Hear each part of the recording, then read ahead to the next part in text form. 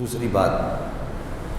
کربلا کے بعد جو کائنات میں دوسری تبدیلی آئی، آپ دیکھتے ہوں گے گاؤں دیہاتوں کے رہنے والے ہم سارے لوگ،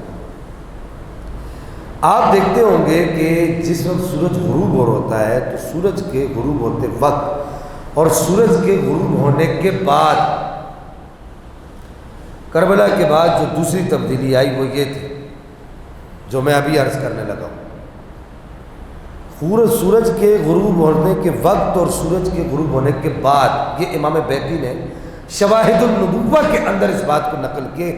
یہ بھی کوئی تاریخ کی بات نہیں ہے، امام بیہقی جیسا آدمی جو ہے، جو بڑا محدث ہے اپنے دور کا، اس نے اس بات کو نقل کیا ہے کہ وہ کہتے ہیں کہ کربلا کے واقعہ سے پہلے، سورج کے غروب ہونے سے پہلے اور سورج کے غروب ہونے کے بعد، یہ آسمان کے کنارے جو ہے یہ سرخ نہیں ہوتے تھے۔ یہ کربلا کے واقعہ کے بعد آسمان کے کنارے سرخ ہونے لگے،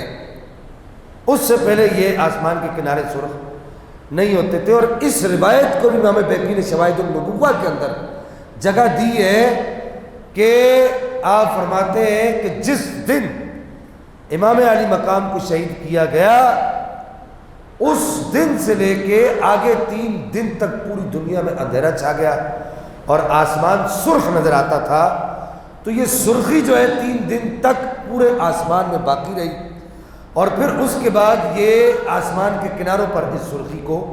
باقی رکھا گیا۔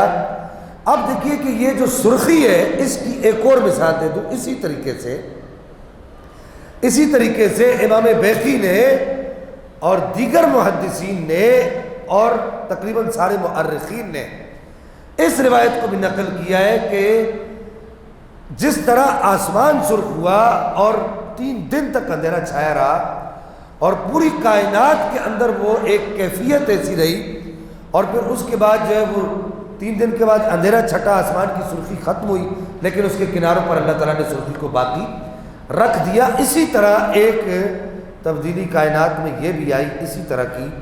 کہ بیت المقدس کے ارد گرد جو بھی پتھر اٹھایا جاتا تھا اس کے نیچے سے خون نکلتا تھا، جو پتھر اٹھاتے تھے اس کے نیچے سے خون نکلتا تھا۔ اب یہ پوری کائنات کے اندر یہ جو تبدیلیاں ہیں، یہ تبدیلیاں جو خون ہے، جو سرخی ہے اور آسمان کا سرخ ہو جانا ہے، یہ چیزیں کیا بتاتی ہیں؟ یہ سب من جانب اللہ۔ آسمان کو میں اور آپ سرخ کر سکتے ہیں؟ میں اور آپ کیا آسمان کو سرخ کر سکتے ہیں؟ کیا پتھروں کے نیچے سے ہم خون نکال سکتے ہیں؟ آپ مٹکوں کے اندر ہم خون داخل کر سکتے ہیں؟ یزیدی فوج کا جو بھی سپاہی مٹکا اٹھاتا تھا اس کے نیچے سے، اس کے اندر سے خون نکلتا تھا، اور کوفہ کے ارد گرد جتنے علاقے تھے ان سارے علاقوں کے اندر مٹکوں میں سے خون ابلتا تھا، وہ کھودتے تھے تو پانی کی جگہ خون ہوتا تھا۔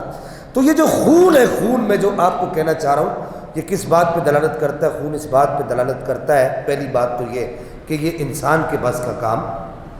نہیں ہے۔ یہ جو کام ہے، ایک عام سینس رکھنے والا آدمی بھی اس بات کو جانتا ہے،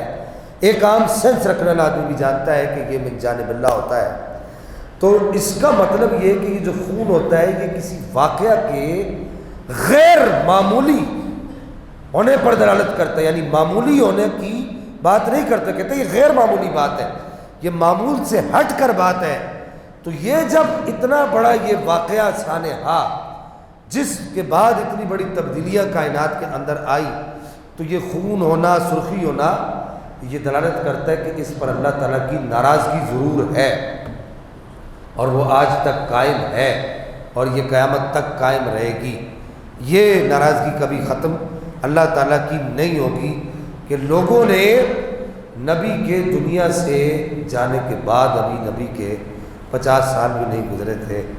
نبی کی امت نے، نبی کا کلمہ پڑھنے والوں نے نبی کے نواسے کو، جس پر بیٹھ کر نماز کے اندر اللہم صلی علی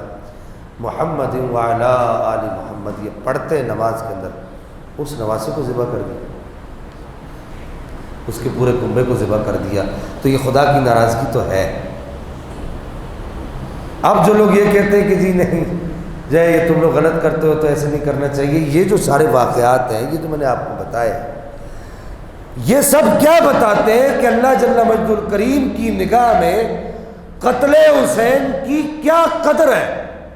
اللہ کی نگاہ میں قتل حسین کی کیا قیمت ہے. یہ ساری چیزیں یہ بتاتی ہیں آپ کو، واشگاف طریقے سے یہ کھول کھول کے بتاتی ہیں.